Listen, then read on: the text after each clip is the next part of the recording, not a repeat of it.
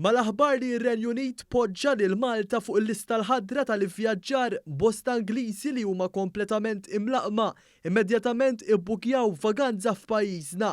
Ikkonfermaw dan rappreżentanti ta' żewġ lukandi ewlenin f'Malta ferraw kif dan il-fatt se jwassal biex is-settur turistiku f'pajjiżna ikompli jissaħħaħ fi żminijiet ta' pandemija.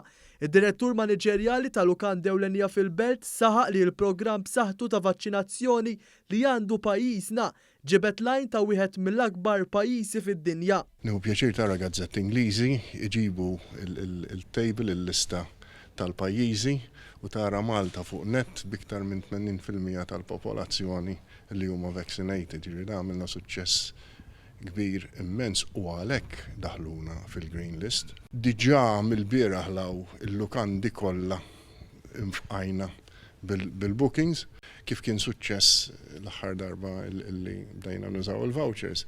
Reġa' suċċess illum u kienet boost tajba ħafna fi żmien meta vera kellna bżonna. Min-naħa tiegħu id-direttur maniġerjali ta' lukandi ewlenija f'San Ġiljan innota kif din l-aħbar issa se jaraw żieda ta' turisti fil-kmamar tagħhom dejjem b'mod sigur.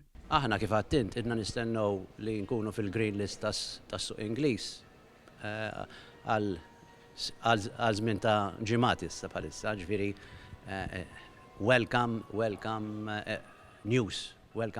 Is-suq Ingliż huwa suq li huwa dominanti għas-suq Malti, li huwa l-ikbar suq u jagħmel differenza fin-numru ta' arrivals, ovvjament, numru ta' guests fil-lukanda. Għal dan l-iżvilupp irreaġixxew ukoll il-Kamra tal-Kummerċ Maltija u l-Assoċjazzjoni Maltija tal-Lukandiera u s-sidien tar-ristoranti fejn it-tnejn laqgħu din l-aħbar.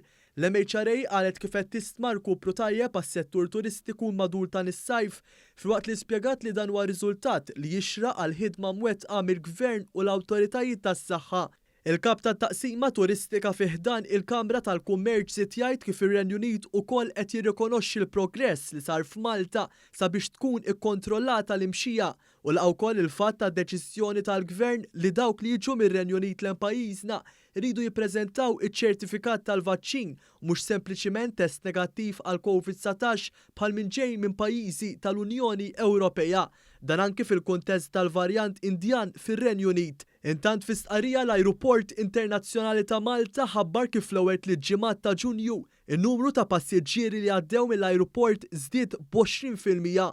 Hawnhekk l-ajruport appella sabiex kulħadd ikollu d-dokumenti meħtieġa fosthom iċ-ċertifikat tal-vaċċin jew test negattiv għal COVID-19.